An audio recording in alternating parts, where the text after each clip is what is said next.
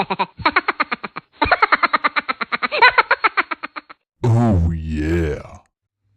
Ready, go!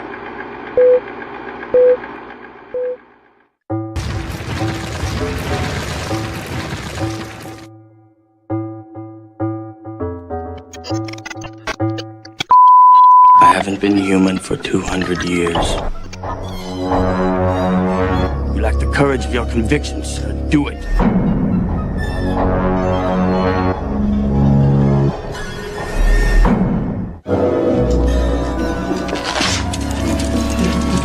Edward, cut it. Isn't it wild?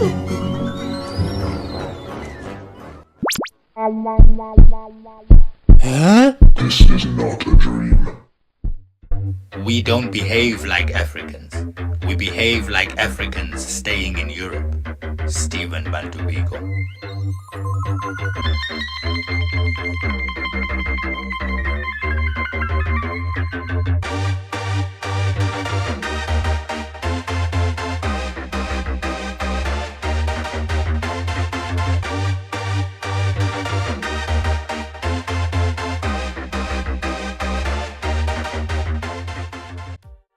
The Dutch East India Company was a big player on the spice route. However, this was long before the Suez Canal was built, and that meant longer periods at sea, which became uncomfortable, leaving the crew in need of a halfway house. 1652, Jan van Riebeeck sets up a refreshment station. I guess you can say that Cape Town was a fridge, or at least that was the intention. They then went on to raping, killing, and stealing from the indigenous Khoisan. Adolf Hitler once said, "To disarm a nation, you take away bit by bit to a point where it is irreversible." And so, they took our identity, land, women, and gave us slavery, inherited poverty of the mind, soul, and pocket. They also renamed places and landmarks after evil people, or the name itself had no significant meaning. Take False Bay, for example. Baden-Powell was a lieutenant general in the British Armed Forces. He was also a pedophile who got the jollies from watching young boys getting undressed. There are no accounts of one person charging him with any form of sexual crime. However, I am speculating that he played out many of his sick fantasies on victims who I assume wouldn't dare speak up if they knew what was good for them. He came to South Africa during the Anglo-Boer War, which took place between the 11th of October 1899 until the 31st of May 1902, with a scorched earth policy where he commanded his troops to go to the homes of men at war, Afrikaners, remove their families with their clothes on their backs and burn their houses down. Robert Baden-Powell also gave Adolf Hitler the inspiration to use concentration camps as a means of humiliating and maintaining strict control over the captives as well as men at war. He executed people found guilty of stealing goats to feed their families. He put white people in tents and black people on a barren field. There are accounts that black mothers, yes, remember the black men held the rifle and took care of the horses? The black mothers would take their kids to the riverbank and eat mud just so their stomachs wouldn't feel as empty. He did, however, start the Scouts, which mean absolutely deadly squat-to-me. These Scouts were not designed to benefit brown people. It's basically a how to live in the mountain guide. First of all, we are mountain people, meaning that there is nothing that we would gain from being members of the Scout fraternity. Secondly, we live on the Cape Flats, where the mountain is literally in our backyards. And we've been surviving. Yes, had he done something like how to be a brown person, I maybe would have raised an eyebrow. Coincidentally, Scouts equals young boys plus Baden-Powell equals pedophilia. It is fair to say he was a rubbish. So why do we honor him with a road? Altumau, chief of the Khoikhoi, aka Rudi Strandloper, worked as an interpreter for European colonists. What a genius he must have been to be able to learn as well as interpret without any formal education. Why is this road not named after him, given its location, close to brown people? And it would only make sense for a beach road to bear the name Rudi Strandloper. Stellenbosch, Simonsberg Mountains, Simonstown, and in 1952, a Navy ship, the SAS Simon van der Stel, were all named after the man himself, Simon van der Stel. He was born on the 14th of October 1639, on sea en route to Mauritius, where his father was to take up a new post as governor. He came to South Africa in 1679 and was appointed commander of the Cape Colony until 1699, when he was succeeded by his son, Willem Adriaan. They worked for the Dutch East India Company. He dedicated the rest of his life to botany on his estate in Constantia until his death in 1712. He also developed South Africa's wine industry as we know it, together with the French. Hence we have Franschhoek, French Corner, which was allocated to the French who were seeking refuge from King Louis XIV of France. That's why we have Afrikaners with surnames like Duplessis and Leroux, etc. Simon van der Stel was a colored of mixed race origin. However, this was unacknowledged by the apartheid government. There are claims that his sons were pirates of the high sea, and when the block got hot, they would seek refuge in, you got it, Simonstown. I was unable to find documented accounts of these claims. Therefore, I can only speculate that this was the case. We do not want to be reminded that it is we, the indigenous people, who are poor and exploited in the land of our birth. We don't behave like Africans. We behave like Africans staying in Europe. Stephen Bantu Biko.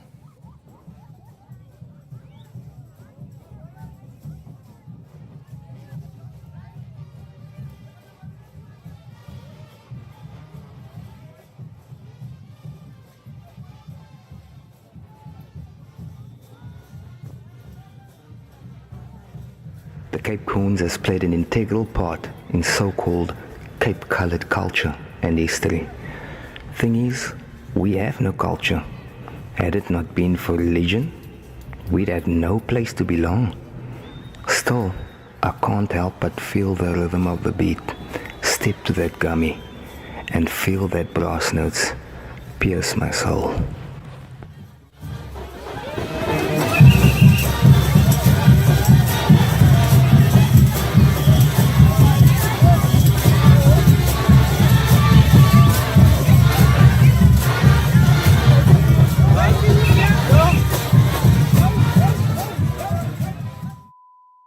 People are conforming too much. There's no more individualism. People are just sheep, you know, in need of a shepherd, which is sad. And who are our shepherd at this moment? Because nothing in the mind of the shepherd differs from what's in the mind of the so-called sheep. They all have minds. They've all been given the very same tools, no different whatsoever.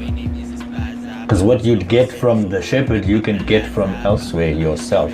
It's like, you know these self-help books? Tony Robbins. Now, first and foremost, it's not self-help. I don't know which stand-up comedian said this, but it's not self-help. Because self-help is you just deciding to do something about your situation. Reading up on a book written by someone else is that person helping you, not you helping self. They motivating you to then Yes! But it's not just about you. There's the third party now. You just waking up and saying, you know what, I'm going to buy some stuff and sell some stuff. Yeah. Because I can't find a job. That's self-help. You going to buy a book is It's not self-help. help. That, going to buy the book is self-help. reading it and getting the information and following that, you've now included the person who wrote the book. Yes. Just by buying it, you were still fine. You were in the self-help category. You read and took in another person's thoughts and ideas and enforced them in your life. Yes. It's not self-help.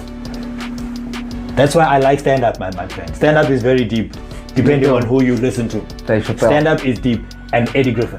Yeah. Those two motherfuckers are the realest stand-up. Dysfunctional family, yes. bruh. My friend, those two are alike to me in very subtle ways because they speak the fucking honest truth, the hardest truths that people don't talk about. Funny about it. Yes. Like Eddie Griffin and slavery. Yes. With a we've been stuck here for 300 years. Not one nigga in a canoe showed up to save our ass. That guy. But these people go, no, it's only Sally and Susie. We don't care. They're white. And then you get his uncle. Oh Bucky. shit.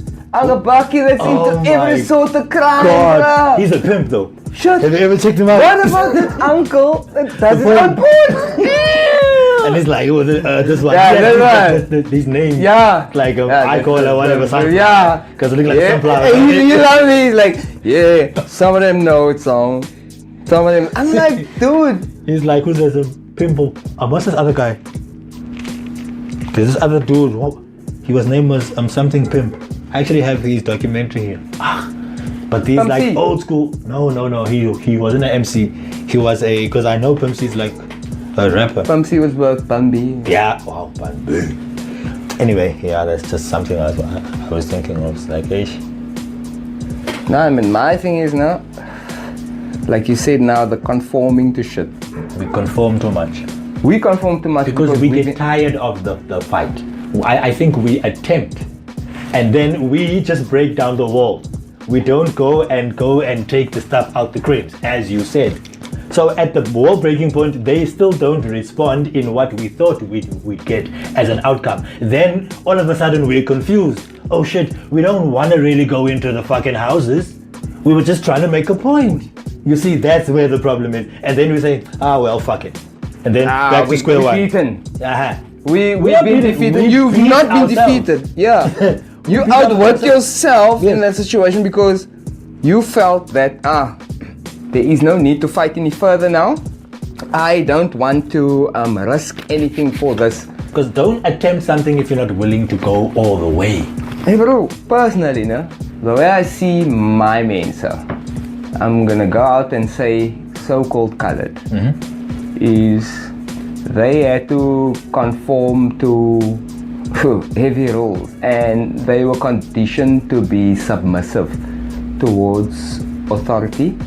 They lived with the mentality of white is right, and let's say the position in society that they've been given was that you are better than black people, but not better than us.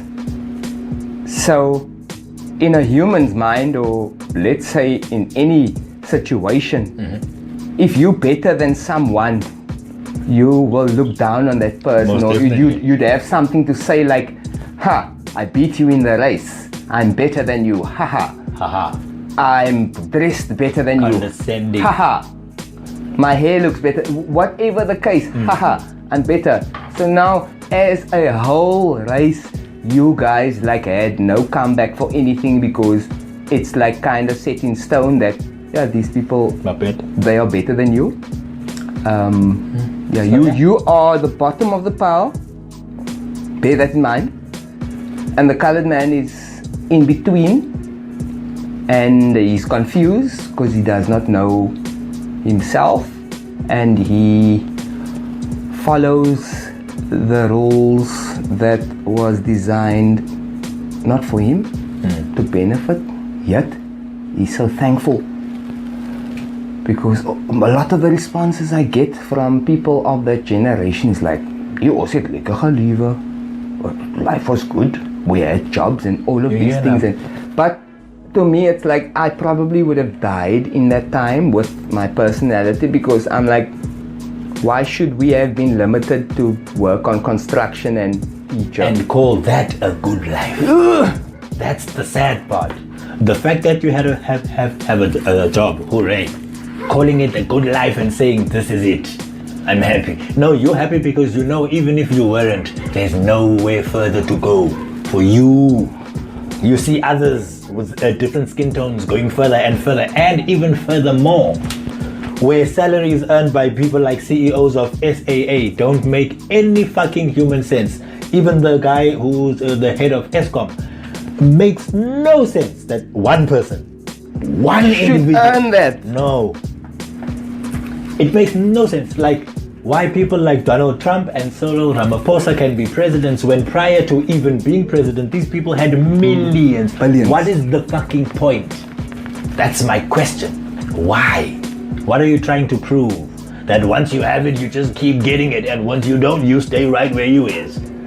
With the hope that we who keep getting it dangle in front of you. Trickle down. Because that's what it ends up being. And I always say, because look, in my culture, there's this thing where you go from being a boy to being a man, the initiation process. Yes. Now, what happens is you should leave all boyhood acquaintances in their boyhood. Unless they follow suit, you're no longer on that same level of communication. Yes. You can just acknowledge them still. Don't like, I don't see you.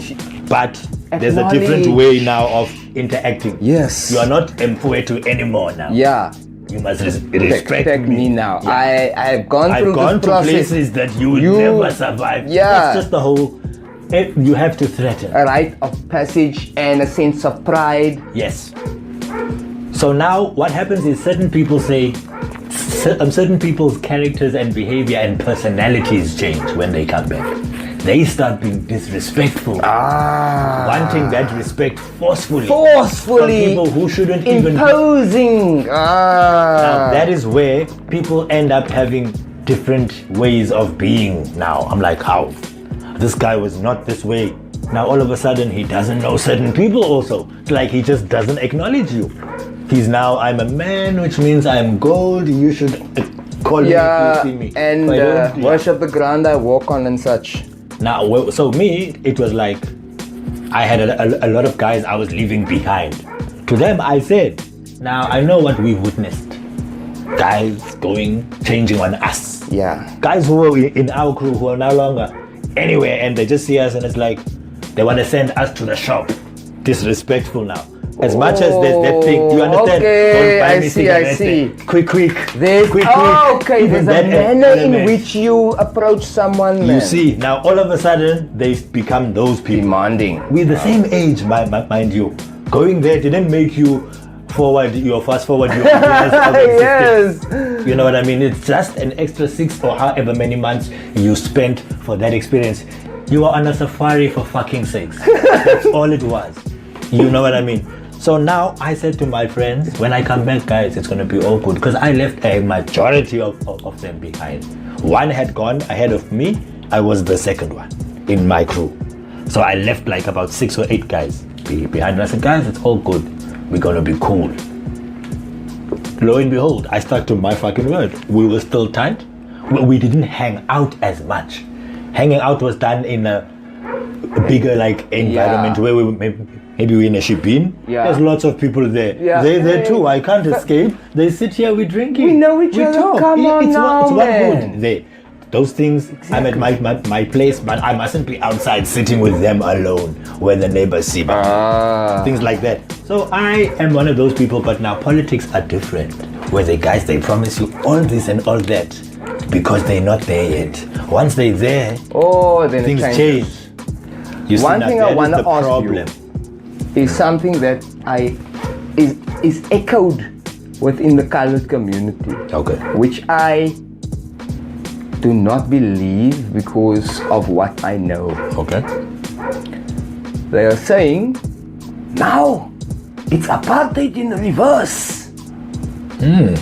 I'd like to hear your version, or what do you have to say to that? Apartheid in reverse would only be the white man being where I am now and me being where they are in every way. Physically, by location, by wealth, everything that they have. Not the color, everything else.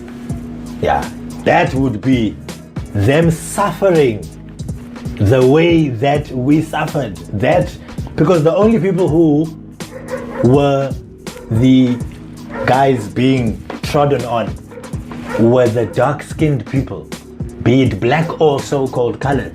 We were all black. You get my point. We were black. We are black in everyone else's eyes. If you are Caucasian, you see black when you see anything other than Caucasian. Even Indians are black. You catch my drift. So now, white people, where is this reverse, so-called reverse racism? Because where are the white people? Where are they? Still where they were. Nothing has reversed. Nothing has changed, man. Nothing has reversed. It might seem as if positions have changed with number 2 and 3.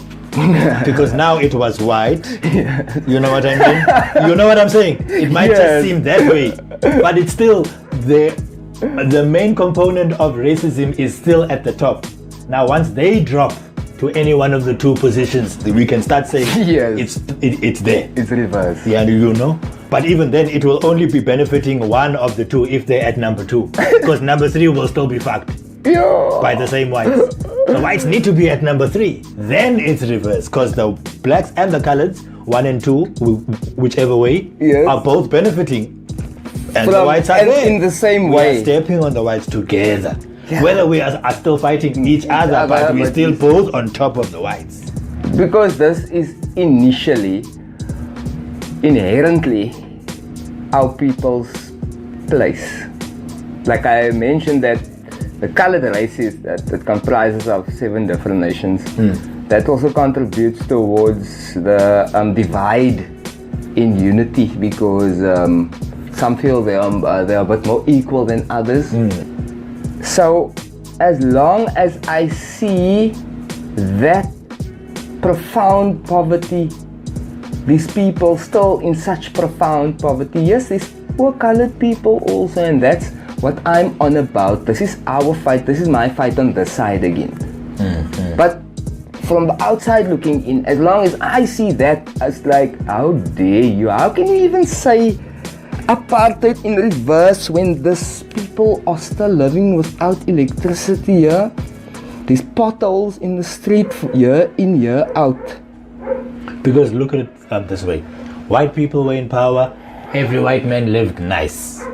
Black people are in power, every white man lives nice. You know what I mean? Black people's situations don't change with any of these democracies and all these things are just terms and phrases and things that make us believe. We'll just believe forever in something that is where. Where is this? No way. No way. It's like world peace. World peace is a lovely phrase. Lovely phrase. It's a nice way to feel as a person. Yeah. If you want to be that kumbaya moment. You know, pessimism doesn't have to thrive. Yeah. Let's be optimistic about everything. You know, that's why some people say, stop telling your kids that they're gonna grow up, the world is so lovely, your kids are special. They're gonna get into the world and find that people are gonna treat them like shite. Then they're gonna be like, but mommy said I'm no. And then they're gonna break down depression, anxiety, mental institutions. And we also shy down on these things. How's about debt, man? Eish. How's about debt for wanting to prove your place? No, that's our Make your stamp. our problem. That's our problem. You see, we will never have anything because we are constantly trying to show everyone else that we have a certain something. You know? White people do not dress as flashy as black and go and buy the techies at Macro, dude. A colored guy and a black guy on any given day is wearing a combination that is in the thousands. Yes. A white guy is hundreds. I'm telling you, they do high tech. They're old school high techs. Macro. My friend. Size 12. And you have to choke it. Because if it's big, part of the look. it has to be hollow. Yeah. Have that little part in the front. You know? Yes, sir. Weird ass jeans with those triangular pockets, the weird. But he's got a trust fund and he's got properties. Nigga, he does what he wants when he wants. If he wants to go somewhere, no matter where it is, no matter how many flights he needs to take to get there, he goes. That's the problem. Now we just try to match. It's these fucking music videos also, eh? Because record executives don't give a shit about what you say, how you say it, all they want to know is, does it make dollars and cents? You can fart into a microphone in a rhythmic way, and if people kind of said, fuck, I like that fucking fart song, record execs are gonna say, let's print them copies, get them out. Marketing. That's it. If there's a demand, there's this new fucking artist called Big Xhosa. You know Big Zulu? The one came out now, he's from Cape Town, Big Xhosa. He's just trying to make a name for himself by using shock therapy. It's like, he's coming shock up value. with, yes, shock value, like Timberland. So his songs are like, his first song that I heard is called Ikuku, which we all know is a vagina. That's the name of his song. And he's basically saying, I make it go. That's part of the lyrics. Basically, I fuck it till it. Wow. So I'm like, now that in my mind is no longer artistry. People are saying, yo, that boy dope. He even had a diss song where he was dissing everyone in the South African music industry currently of these rappers, except for AKA, because of the suicide thingy of his wife, AKA's wife, jumping off the building of the hotel thingy. It wasn't even his wife. That wife to be, yeah. That was another story. Yeah, so because of that, he omitted AKA from the diss. He dissed A. Reese. He said, you're not J. Cole. He dissed Big Zulu. He dissed almost everyone. Just to get clout and just recognition and viral. You know what they do. It's all about numbers now. Online numbers. Yes. Not even sales. Just views for now. Because views are not even, because they're viewing interviews and shit now. Just various stuff. Just to hear what's he got to say about the song. Because Slicker interviews him all the time.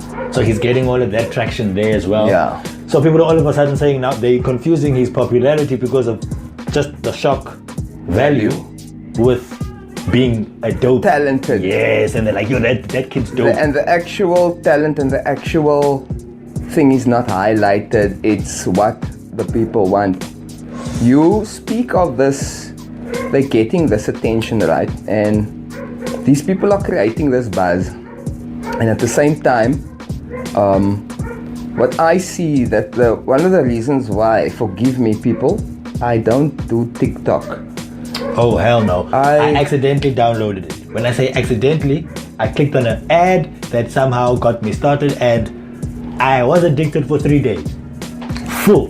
No, I don't want to lie. I can't believe you did that. I know. I can't believe I did. And as a result, I said, no, this is what fucks people up. Everything about myself. That's why I grew up knowing exactly that, fuck this, I've been treated the same by everyone, white and colored, all my life. I've never felt racism directly.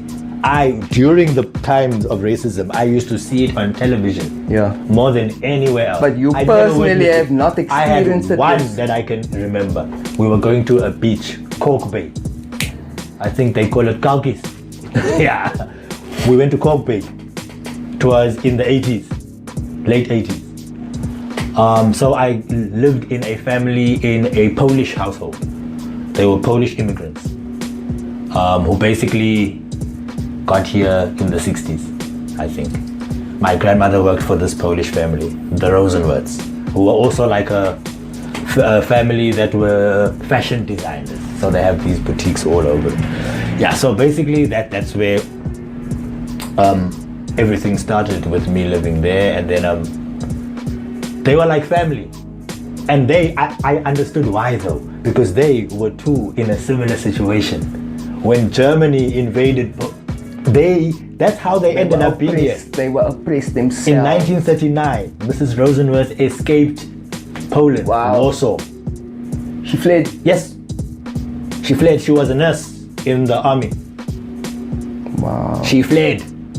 Because I actually have her biography here. Fucking amazing story. Because I lived with her and I didn't know she was such an icon. Like people, they call her Baroness Elsbieta Rosenwerth. I just lived with her. I knew she was a fashion designer. She designed for Good Morning South Africa. Yeah. That's all I knew. You know what I want to say on that before you continue with that, no? Yes. It just felt real. And it didn't feel like I was restricted in any way, being watched or being perceived as anything else but a human being, I suppose. And that's how I felt. And that's exactly how they are the same way. A lot of them are discredited in that manner. I have to highlight that point because it's not all, but there are a lot, but it's not all. Yeah, a lot. It's not all. Because every time I used to also have the vision of racism, I always saw police officers. I never saw people running out of their houses and attacking black people. It was always law enforcement. Yes. Law enforcement. White law enforcement on black skin. Yes. You understand? So that's why I always knew that, okay, firstly, I've never seen a non-law person violating a black man, me personally. Even on the visuals that I used to see on TV, etc., I didn't personally see that. It was always law. And the way I lived, I had this family that I kind of looked at as my family, because they were basically being oppressed in their own country and they had to flee. So they understood the feeling of being oppressed, and that's why they immediately knew how to be sympathize, just be themselves, because everything else will just fall into place. And that's how it happened. It was just natural. In that moment of struggle, or let's say in their moments of peril, they came to realize that color does not matter because of how they were being treated, and just they came to a point where they probably realized, man, black, white, purple, no living being should be treated like this. My God. That's why you even have these support groups, like drug rehabilitation, mental disorder, because if you share, you need to have a common something, a denominator that brings you guys together, that is powerful enough to draw you guys together. Because there might be others that are irrelevant. They just there. They wouldn't really have enough power to make you guys want to sit down and talk about stuff. Yes. So there are those that you feel that we are naturally just gonna speak openly. So that's why the support groups exist. Is because of the fact that when people can unite on a certain idea, even if it's just one, boom. And that family could understand and relate to us as people having gone through what they ran from. We had nowhere to run to.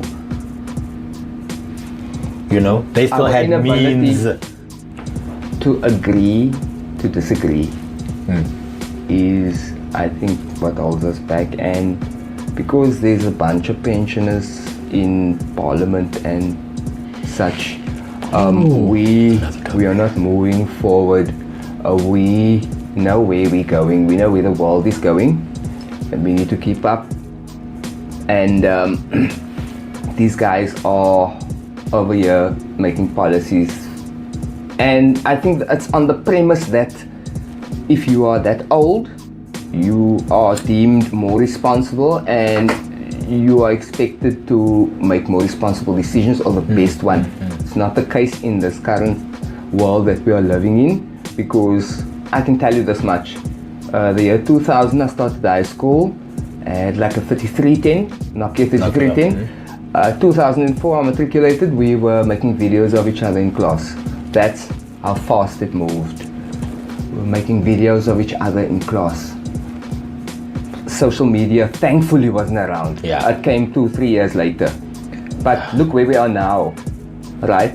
What everything is revolving around, and what they are doing, or how they're choosing to invest the money in our people is about what life is actually about here in Mitchell's Plain. How much has democracy done for you? What do you feel like you can do as a colored man? What do you think your role in society is of a colored man? How do you look at the colored man? What do you think a colored man is? And what do you think we should be? But from your point of view, not from my point of view. So there's no right or wrong answer, sien jy. It's just regtig wat sy voel, man. So as ek nou vir jou moet vra, what do you enjoy life here? Honestly. No. Why not? She's not kakking on you. Gangsters don't kak. No, but besides that, man, we know that is the reality here in our area. Since Yeah, we grow up with it, but Kijk, to live here, it's a colored, zie je. Wat nou je? Ik word er nog eindelijk in, zie je. Ik heb signaals, ooit ben ik ooit amper 15 jaar is, zie je. Voor die 15 jaar, kijk je wat ik al alle oren kom. Zie je, het een kopperschitter stik. En dan waken erop, en niks colored. Zie je, terras nog. Zie je, hoe kom? Zie maar, zij dat mogelijk diensten. En ik is dat diensten. Zie je, nou maak ik voor hem op. Zie je, jij nu waarom? Ze wordt daar gaan. Hij gaat vallen voor het. Zie je, hoe kan het zeg jij? Ja, maar dat is erg. En toen weet je maar die waarheid nou. Zie je, het gaat me zo. So as a dog eat dog. Yeah, every dog at the seek was own bone. But why do you think it is like that, man? Yeah. What do you think started that type of behavior amongst our people? Drugs, man. Yeah, it's a drugs. Do you know of any colored pharmacist? Do you know what a pharmacist is? Yeah, chemist. Yeah. Do you know of any colored pharmacist of back in the day that you can know? Nah, that man is a pharmacist. He can make a tablet for you. You don't. So where do you think the drugs came from?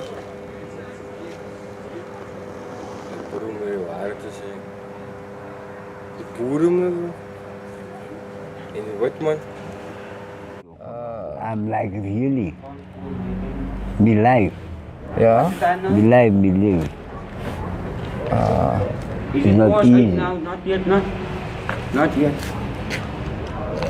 I don't know what's the time, brother. But it can be about 8:30. No, almost 8 o'clock. About 8:30. Yeah. Yeah, I'm kidding. So man, what's your story, man? Give us your story. Who are you and all this? I'm Russell Rickers.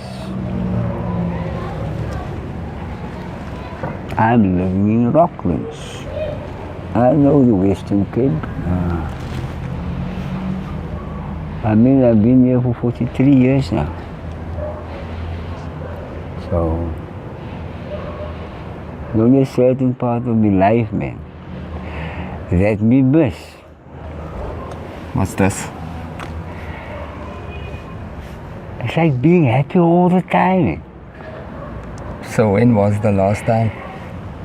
I mean, not to be like, today we're happy, Yeah. and later in the same day you're sad. Why? You just don't know.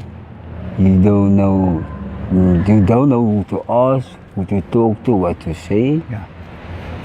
Whatever it is, you just start the next day the same way as krag on the road.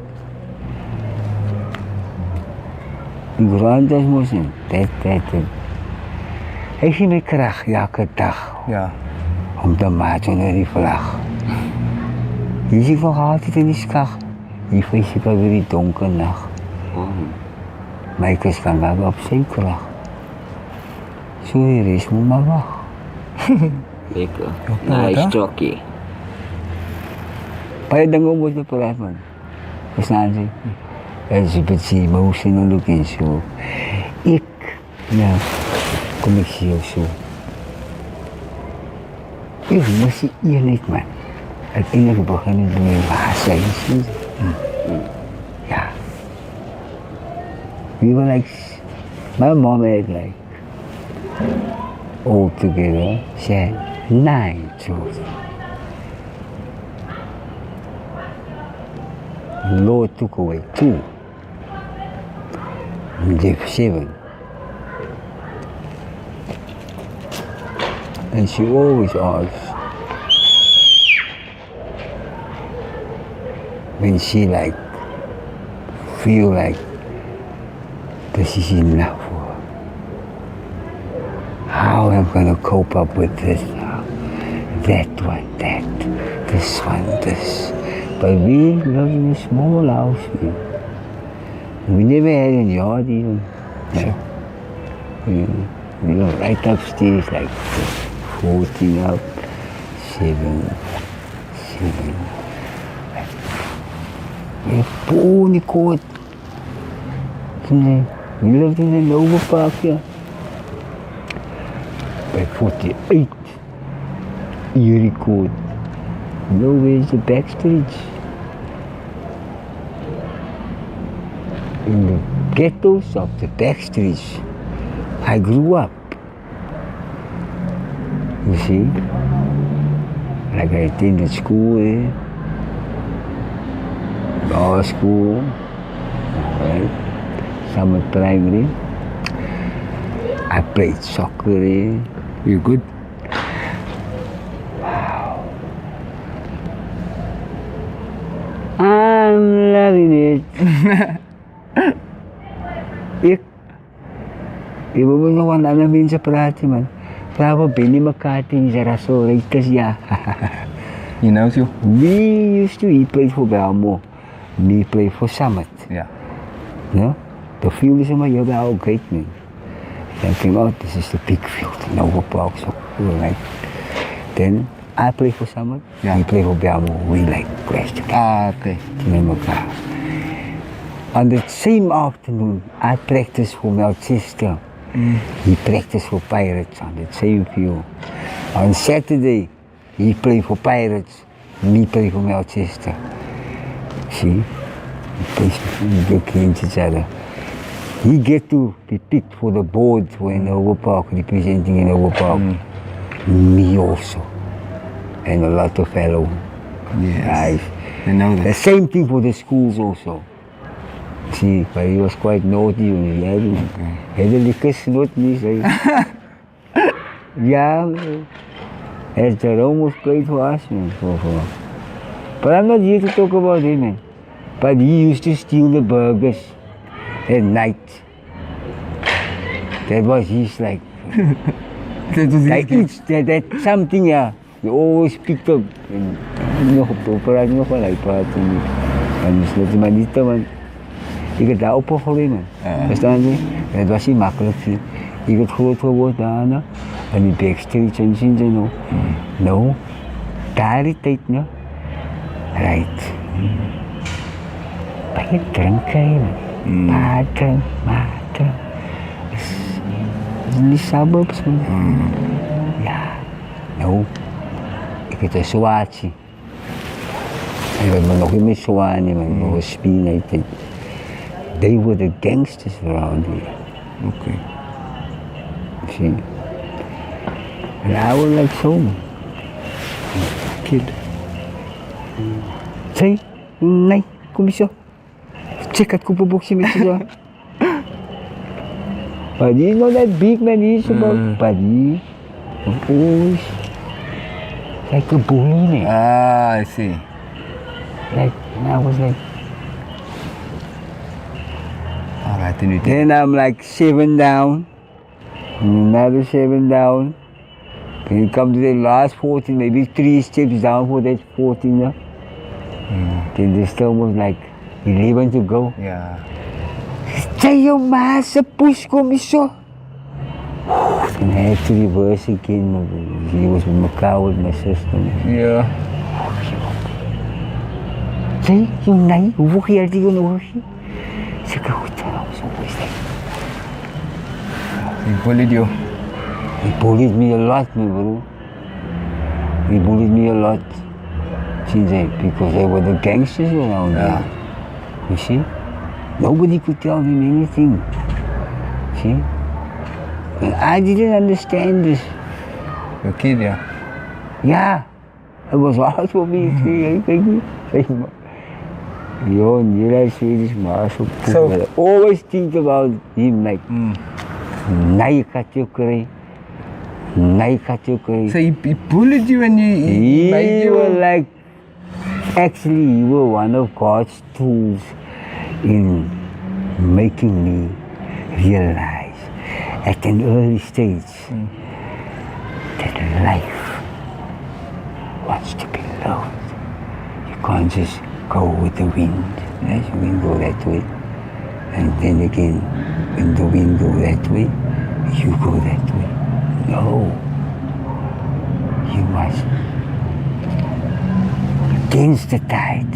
See? I see you. Like we've seen you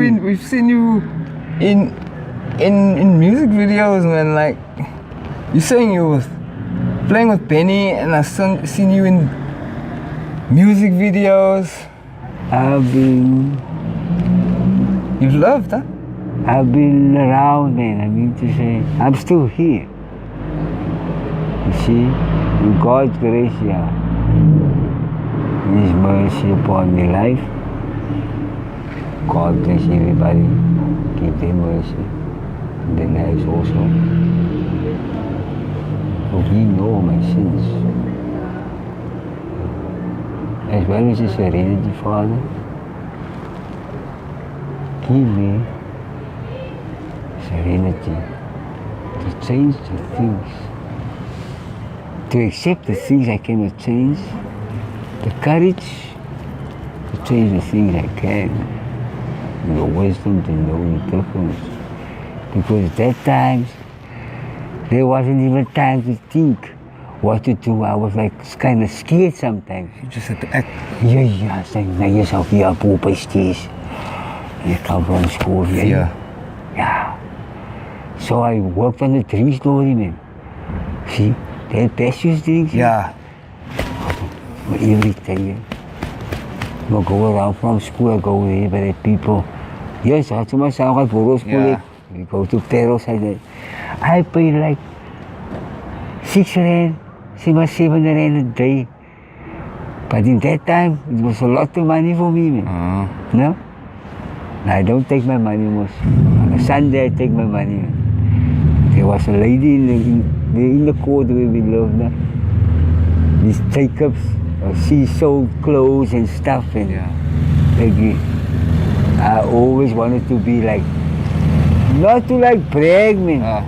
You see? But just to have something decent. Yeah, because everything I had, as my sister started this relationship, it's like, nobody cared now.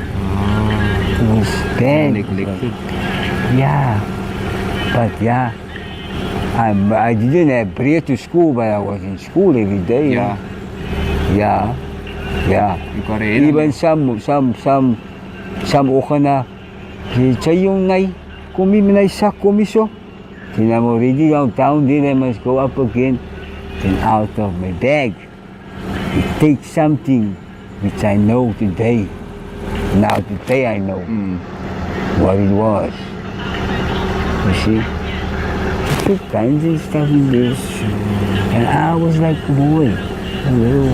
Because one day in class, I realized, I was like standard 1. That's grade 3. Yeah, but okay, that time it was like standard 1, yeah. Standard 1. I was like looking for something, pain or something. You know what you did? There's no bullets laying in here. Oh. But I was like, these bullets, this stuff I saw live, man. Down there. I was like exposed to that. No, I was like running, poser. I was waiting for poser. I was like jumping, my bro, over the dramatic sea, just to go through this. Away. Achter my sister's a koe. See, because I know anybody's going to get punished, it's going to be me. And he was just my butamus, man. Got rid of it.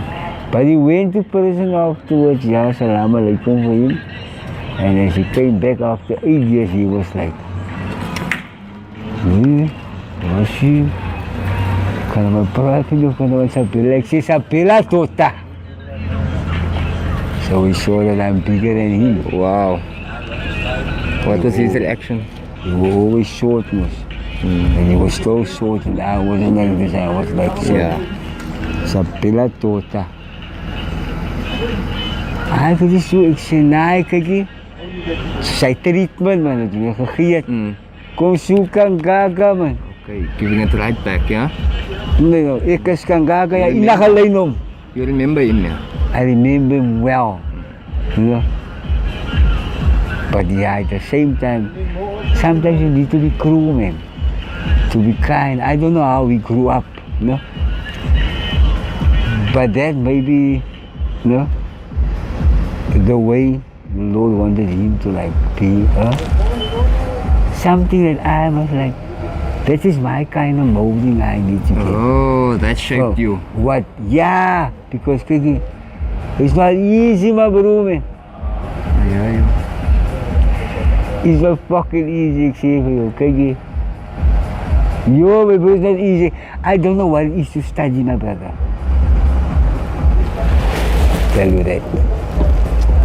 Take my books. In class, you must write it out on the blackboard and you will write. As soos het explain word. En soos ek het skryf, salam alaikum, thank you Lord for that part, no? Ek hoef nie veel te nog, kyk jy, of gaan maar nou met 10 keer die rond te zijn in die slaapbak en bakken, gaan nou toets skryf. I get me out of 80. I said, I get 79. What? 78. Got a photographic memory then? Yeah, it's like that, man. Now a lot of things taught me, a lot of things. Because I've been through a lot of things. Which I don't want that in anybody's life. So, to end this, no? I'd say. No, there is no end to what? To end what? I'm saying, like, would you wish that kind of life, no? On any kid like today, or because of that, is that why you treat kids better or something?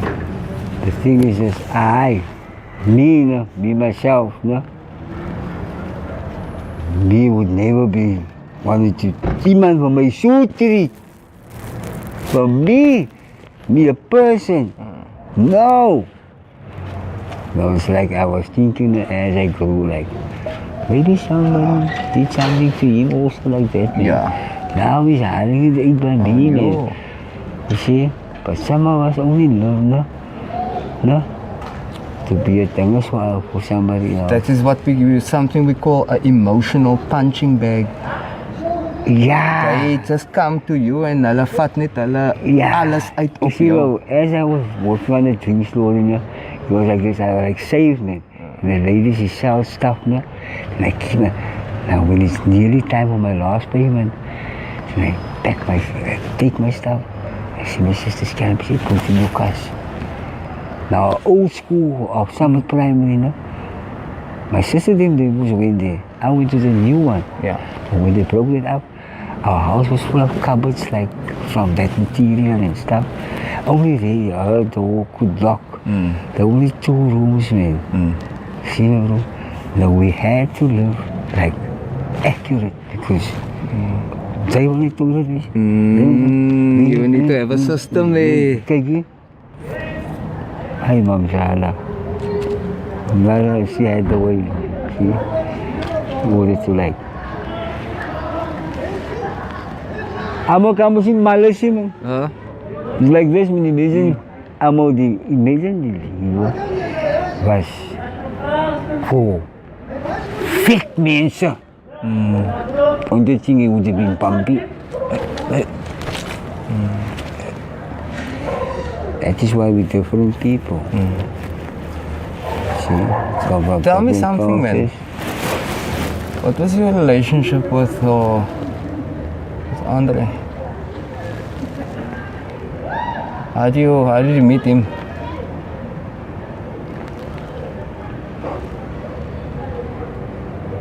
He's my brother. That's my brother. I met him long before I knew him. Like knew him personally. Me and his brother used to be friends. As his brother used to come and bang there up the opposite road there from my house, you see. Yeah. I also go there because we play soccer together, man. So, yours more brothers, my bro. En de moeste klomp braas van mijn broer. En there's still a klomp braas van mijn broer. But there's only a few brothers as I can talk to. I'm missing him, but I know him. Where is that? I can't say why he's there. But it's God's will, bro. So if it wasn't, it could have been anybody. See, or could have been anything. See, I don't know what's the next step or what's going to happen around this corner, but I trust in the God who made me, because He's the way, life, and the truth. See, I trust in Him, ek sê. Hy het met die dood het gehaal. Hy, die Vader. Ek het hom nie redig. Ja, kijk, die sondags bro. Amalai, sien jy nou? Ek wil nou nog amalai blijdskap, soos ek gesê nou in die begin, man. Altijd blij, alles wordt plek voor me. I think it's because of the ungodliness. It's a bother while we're doing what we're doing, while we're facing what we're facing. We don't get the fucking technical om die richting goed is om aan te focussen. You're distracted by a lot of things. A lot of things, maybe. People can look at my face now, all they just see is trouble. They don't know this trouble, yeah. They don't know me. Daar gaat een jongen weer. Ik is een traffic cop nou. Ik is een street commander nou. I look after the people's cars. God knows why. See? Only I could look after my life since I was just a little boy. But God looked after me. I'm proud, yeah. I believe in God the Father, God the Son, God the Holy Spirit. I believe God has a plan and a purpose for me. I believe I'm not a user or a boozer, because I'm not a loser. So, in God we trust. I rest my case. Lach.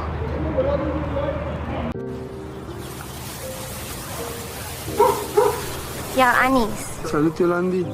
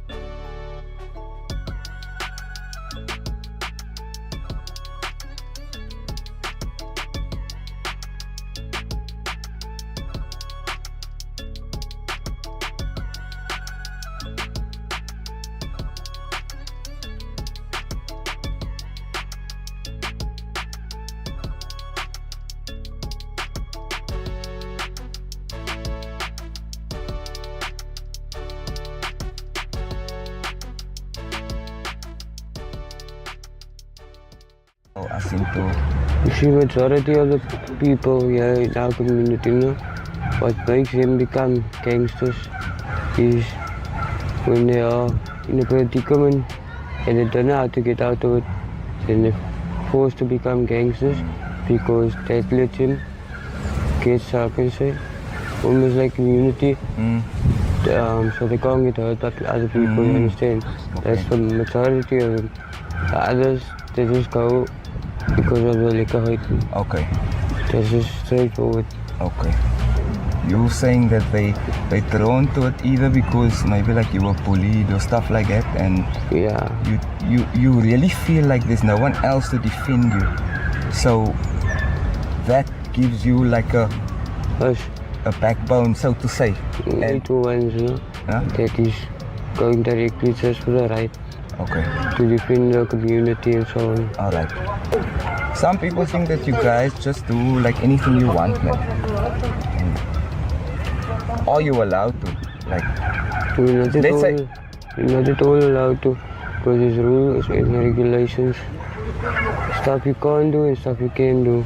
Rights and wrongs. If you do wrongs, you will be called. The Bruce Hall, our group, our organization, they will call you one side and then they will release you your rules, regulations, where you went wrong, and there is a punishment for your doings. Yeah. So you get punished? Yeah. And now? It is yours, that's my job, my everything to see that doesn't happen. I must make sure that I put hold to it. And it doesn't happen at all to anyone in the community. Why? I didn't know that bro was an American, man. So he stayed here in the Popeye side. Chase him, Bevan. Oh. So got him was the next day, man. And hit him with a belt on the head. The man started bleeding, and with that, so Aldo and dog came and they were the alarm, and I didn't understand why they were doing that, because I must not know the mense, man. And it's only afterwards where they explained and I understood, something called last event, something called last event, Yeah, that's our last rule, is there you brew, Fadala, you Fadala. If he gets so, you will stand with him, even though you must get so. There you see the bruise in the predicament, you will help him. Try your best, you must die so that you can help him, then you will do it. But, like, I had to bleed, basically, no? Yeah, you know what, even if you're bruising wrong, that time, you must stand with him, Afterwards, then you will find out the real story. You find out he's wrong, then the organization will again call him one side and you will get punished if he was wrong. If he wasn't wrong, then we know how to deal with it. Okay.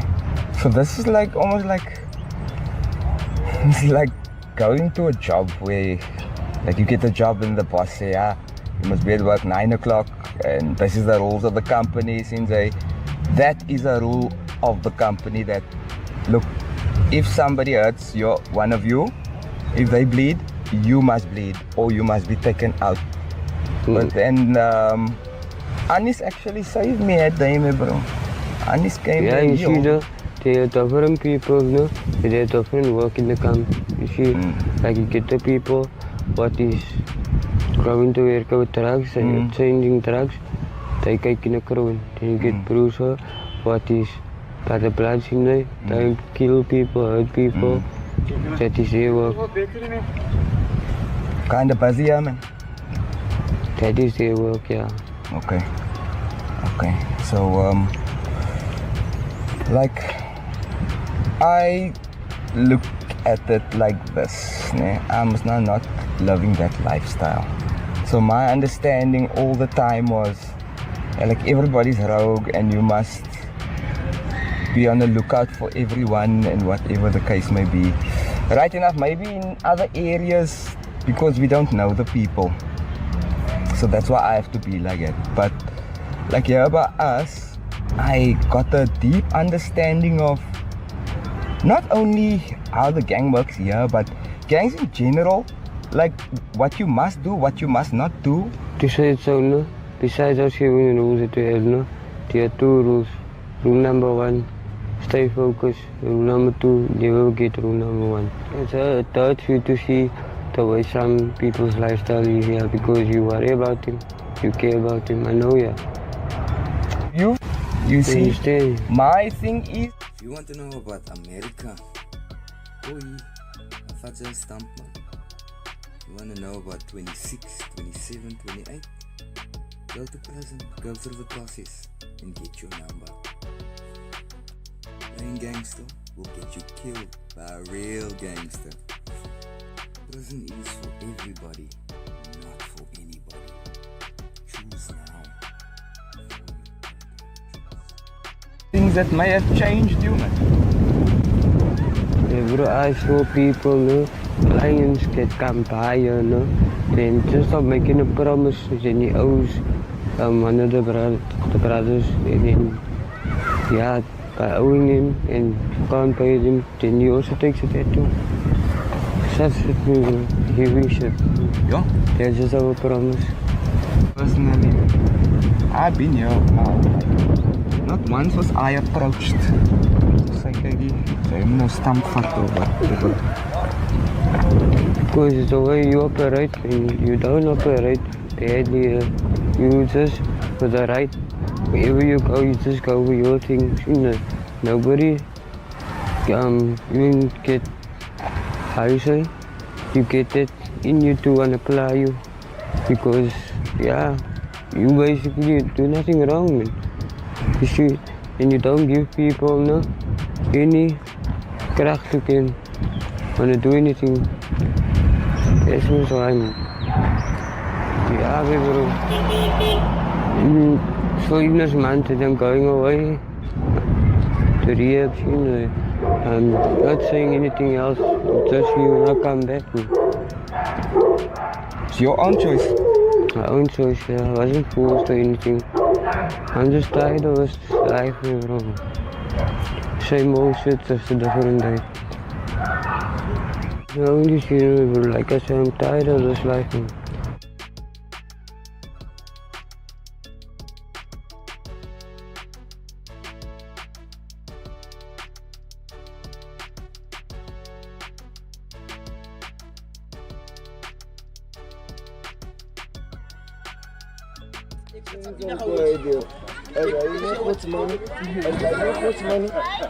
Okay, guys. Als je kort man. Kijk, if you are kort man.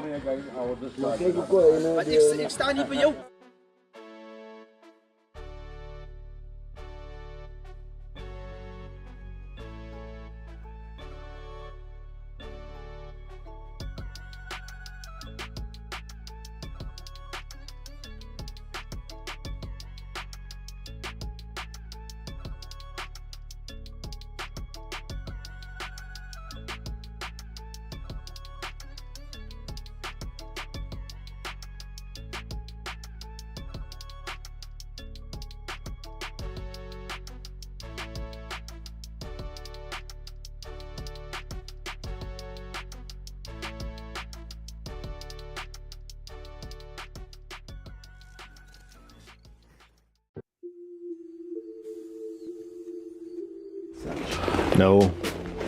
No.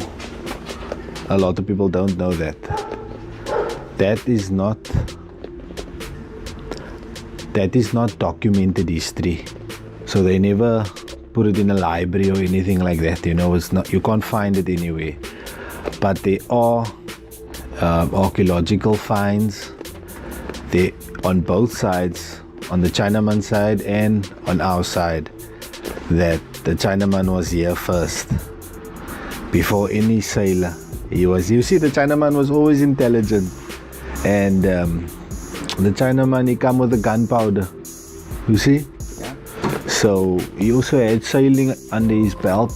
They're very disciplined people, so they managed to pull that off, and they never actually claimed the credit for it, for sailing around the world. They mapped the world. Yeah. some of the maps that we have today are based on their mapping that they did. They never claim credit for it, not like Uncle Sam. Uncle Sam, he claim a credit for everything. He say, no, I'm a first man on the moon. Wow. Yeah, they probably had like a rodeo there on the moon. There was a few other visitors. So what did they do when they came here? Glad you asked that, actually. They were just fascinated with the world and they wanted to learn, I presume. Because, I mean, if you look at their culture, they are very intelligent people. They're very intelligent, yeah. They like they are yeah, at the forefront of everything. They like to learn. So I figure they went across the world just wanting to learn and see new things, and they came here and they met a humble people that lived with nature, and to them that was advanced. Because if you know the story about how China became an industrial state before that, I think they made a couple of movies on it. They had a lot of opposition because the people of China actually like living with nature and not against it. Yes. Yeah. So when they came here, they saw the Koi and the sun living with nature. To them, this was an advanced civilization, an advanced culture to them. Because these people were living with the land, one. So they had much respect, they had much discipline. They requested a giraffe because it was a marvelous creature. And requested a giraffe and a badger. Yes, and it was not something that they find there by them. So they just took that and they blessed us with a couple of tools or so. Wow. And they were on their way. Unlike our our friends who followed.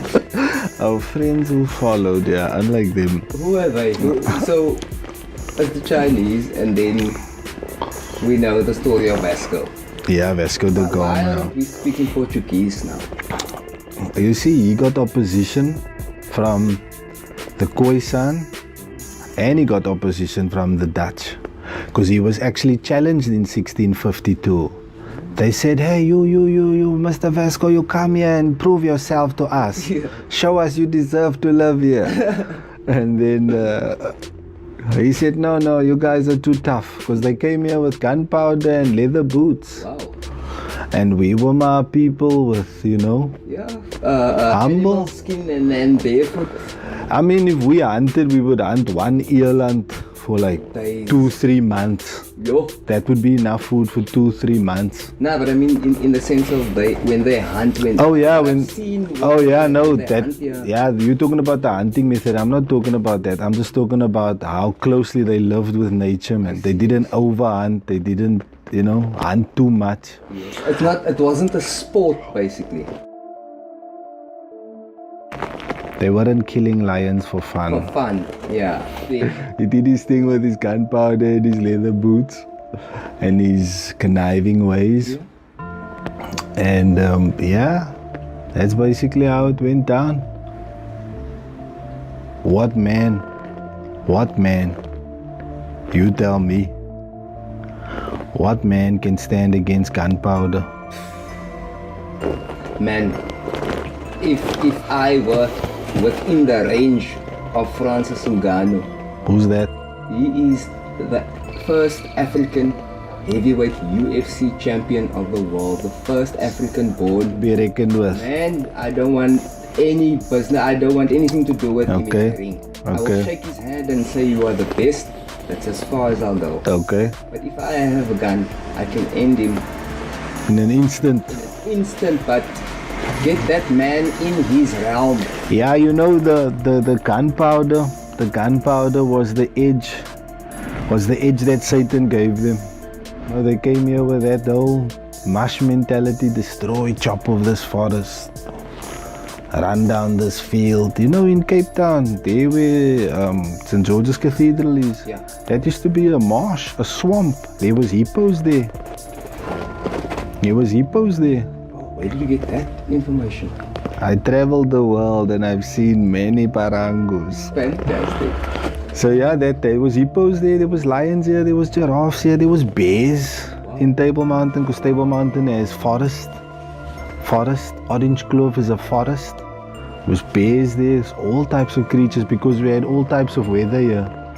So any type of creature can basically survive and thrive here until Uncle Han came and he said, I know we chop her down at this tree. We But block. which Uncle Han is it? Uncle 1652 Han. Okay. Uncle Han, you have a statue there in Adelaide Street. Oh, nice. Yeah, him and his wife, I think. Maria Della Quella. Yeah. Is she there? Yeah, she's right next to him. I think so, yeah. In a ball gown. So he came, he saw, he conquered, and to my knowledge, they set up this was basically a fridge, Cape Town. Was the initial for the Dutch East India Company. It was like a fridge, a refreshment station. VOC. The VOC. That's why we still have that business here. Well, actually, more than just a company, eh? They were like a force to be reckoned with. They were actually an evil force. The logo itself is satanic. The VOC, it is a satanic symbol. You'll always find it within a pentagram. It's also VOC. It's also VOC, VOC, you see. But what I wanted to say on that was, there was another company called the Red Dragon. Many years ago, I'm talking about many years ago, and this company was so powerful that they could buy continents and they could pay off debts of countries, stuff like that. So the Red Dragon, to my knowledge, never really died or went away. It just evolved into different other companies. It became the VOC was one of them. They basically just rebranded themselves. Yeah, and they've been doing it for years. They came with a whole other energy. They came with a whole other energy. They came with a whole other purpose. You see, they wanted to also establish a connection to all countries across the world so that they could do what they're doing today. Coronavirus. Okay. It's a plan that's been coming on since the beginning of time. Yeah. You understand? So, as die gisterse ietsie man. I've also seen some footage that this particular strain or corona was found in the early 1900s, and it is somewhat, I stand corrected, present in the saliva of cats and dogs. So how many cats and dogs have we not been licked by in all our lives? And what I also want to get to on this is the creation of these viruses. They said with like Ebola, it's because they ate monkey meat over there. I've seen footage of those people and accounts of them saying, we've been eating this for hundreds of years. Now it's an issue. What did they say about corona? Bats, and came from China because they eat weird stuff. No, but did you get the latest on that? What's that? The latest is that there was a Chinese scientist that came forward that said that in Wuhan there is laboratories where this virus is being incubated and created, this particular virus. No? And she said that that was the testing grounds for it. They released it there. And she came forward and she said this was the case. And they said, no, you talk nonsense, get away from here. Now they called her back to say that, you know what, we found you speak the truth. Like, what I want to also say is HIV AIDS, yeah? First they said, no, the man, he went to the monkey and he said, hey baby, let's have a good time. That is impossible. A monkey will kill you quick, fast. They use their arms all day. They're way stronger than us. You'd have to sedate it. And I mean, like really now, come on. Exactly. But you get that, Owens. Those who have access. Those who came on the ship for many months. There was a guy, I can't get to his name. He was given the right to create a vaccine for polio at that time, right? And this particular vaccine had to be cultivated in the kidneys of monkeys. And it was a particular type of monkey that they needed to use. Surprise, they brought the wrong batch of monkeys. Those monkeys had the HIV virus. They did It didn't affect them as badly as it does humans. The same way rabies won't affect us the same way. And guess where they started rolling out the vaccine? Africa. Congo! The first cases of HIV/AIDS. So that's why they could blame it on black people, on monkeys. And then afterwards they said, no, it is homosexuals who brought it here. They are the ones. What does it lead us to believe about these vaccinations and the actual truth behind it? So how much good does this vaccination do than bad, based on the fact that the HIV was caused by trying to make a vaccination for something else? Yeah, no, it's like this, man. This thing of population control, is coming on for a very long time. For a very, very long time. And HIV is part of that. It was designed with a purpose. It was never a mistake. They know what they're doing. It's been coming on. That and every other thing that they're doing, they fly over our heads. They spray chemicals in the air that later turns into clouds. That clouds become heavy. It comes down to us and we suffocate in that mist. It's called chemtrails. They're doing it all over the world, even here by us. So they've slowly been killing us. And if you look over the years, the age of people has become less and less and less and less and less. The life expectation has decreased. It's decreased. So now we're dying earlier. We're not reaching our potential as we're supposed to. You that's coming out with a revelation from God or whatever, you can't live out that dream. You get killed, you get caught up. And I mean, look at the drugs in the countries, in the world.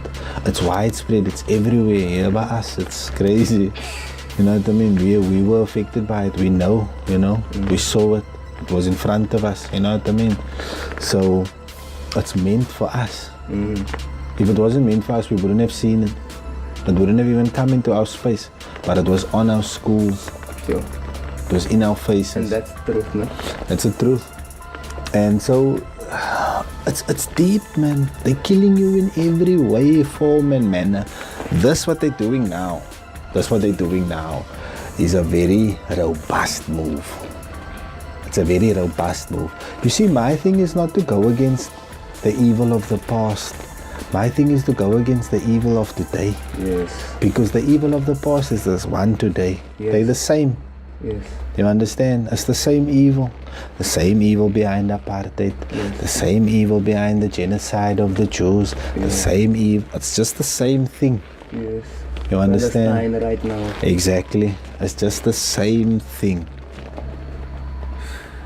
So we need to go up against these guys, man. These guys is the real evil in the world. They're the real problem. There isn't any growth. Let's talk about the real problem, man. Let's not talk anymore about ek hou nie van dakies nie. Ek hou net nie van hulle nie. Ek hou nie van whiteies nie. Leave. We are too far ahead to look back to that. Yeah.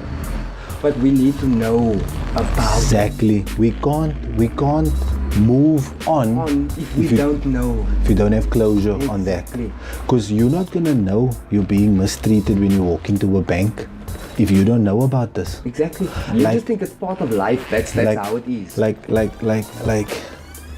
people that I know that know me, they will see a situation and say, but how did you see the violence in that or the threat in that? Like, how did you see? I didn't see that. But then I saw it and I acted on it and they script because they didn't even see it coming because I know what to look for. Yes. I know how they're gonna treat me. Yes. I'm expecting that.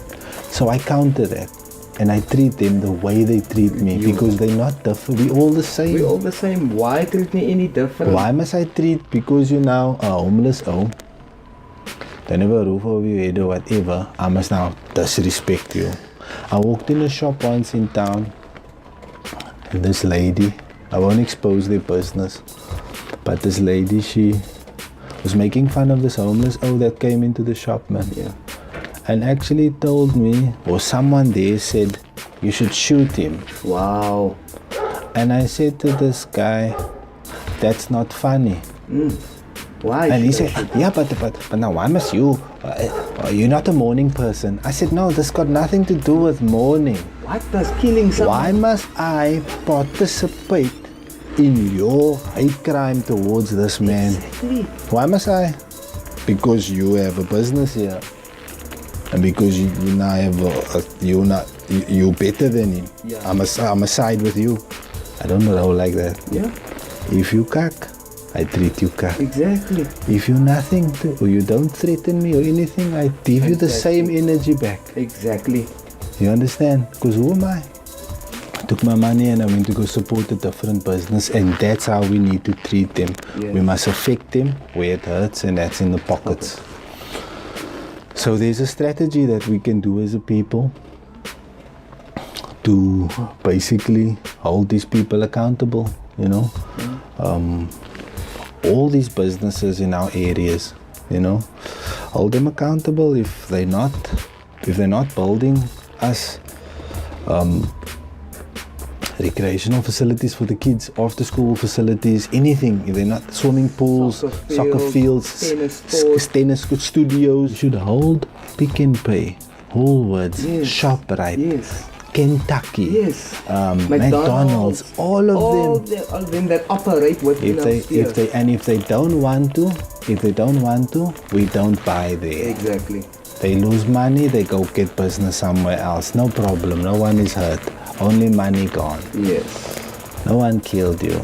We need to, as a people, as a collective, look beyond the limitations and the divisions that we were given. When I say we as a people, I mean if you classify yourself as a colored, then I'm talking to you. We need to get rid of this where we stigmatize each other and we say, no, I don't talk to him because he's not of my religion. I don't talk to him because he wears the dreadlocks or he goes to church or whatever, man. We need to now surpass that, because now it's not just your religion that's at stake or your beliefs, it's your life. It's your life, it's my life, it's our kids' futures. So we need to do something. And all of us keep saying, wanneer gaan die colored saam staan? Wanneer gaan die colored saam staan? Hulle staan nie saam nie. Dis hoe kan ons vorentoe gaan? That we can do if we stand together, if we come together as one. Now you do something about it.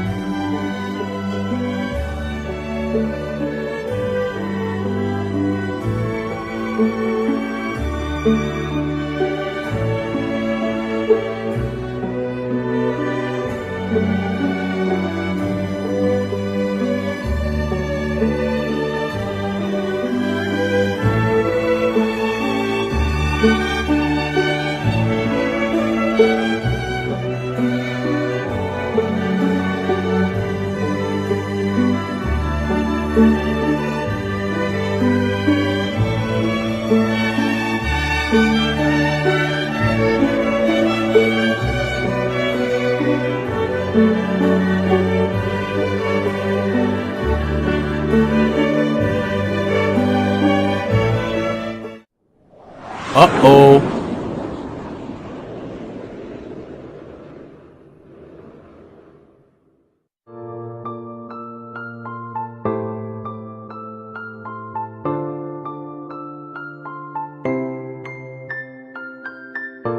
With a sense of purpose, I woke up this morning, pockets full of sunshine. When the rain is falling, I woke up this morning with a sense of purpose, pockets full of sunshine.